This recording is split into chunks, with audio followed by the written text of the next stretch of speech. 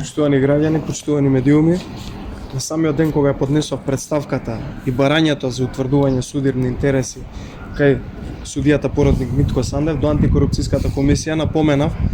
дека веќе очекуваме и знаеме каков ќе биде исходот, но сепак доставивме до институцијата барање за може да си го обели образот кој што го има, односно нема образ бидејќи се однесува како партиска испостава на СДСМ и на власта. Одговорот денеска стигна, односно мислењето од антикорупцијската, каде што наведуваат дека нема судирни интереси кај господинот Митко Сандев во својата функција. Инаку зошто поднесовме барање и представка да се утврди судирни интереси, затоа што во партијата на пензионери господинот Митко Сандев е член на статутарната комисија, што пак партијата на пензионери е во коалиција со СДСМ и со власт. Тоа е доволен показател дека тој не може да одлучува непристрасно, дотолку повеќе што во ова штуро мислење на антикорупцијската комисија се наведува два членови, тоа се член 42, дека може да биде избран судија поротник секој полнолетен државјанин кој има најмалку средно образование, говори македонски и не е постар од 60 години. И вториот член 43 став 1, при изборот на суди и судии поротници не смее да се врши дискриминација во однос на полот, расата, бојата на кожата, националното и социјалното потекло и така натаму. Морам да напоменам и уште еднаш да потенцирам дека покажа и докажа оваа комисија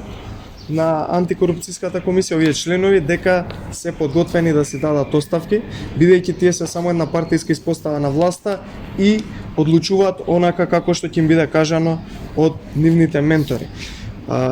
Член 52 од Законот за судии, став 6, јасно кажува, Законот за судови,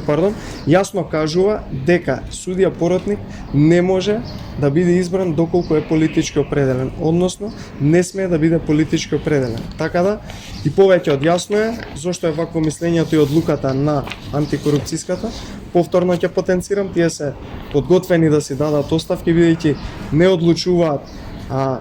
согласно законот, туку одлучуваат согласно нарачките кои што им ги праќаат од горе, како што тие самите велат, ќе чекаат мислење од горе и она кое што исто така можам да го потенцираме дека во Република Македонија воопшто не важат законите.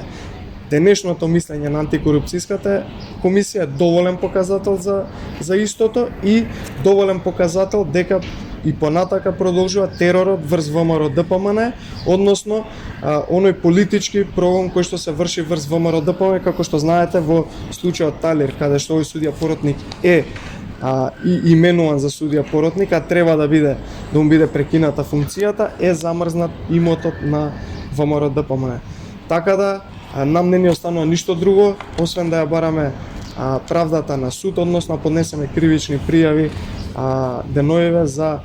господинот Иван Џолев кој што е претседател на кривичниот суд и за господинот Митко Сандев кој што е судија поротник. Благодарам.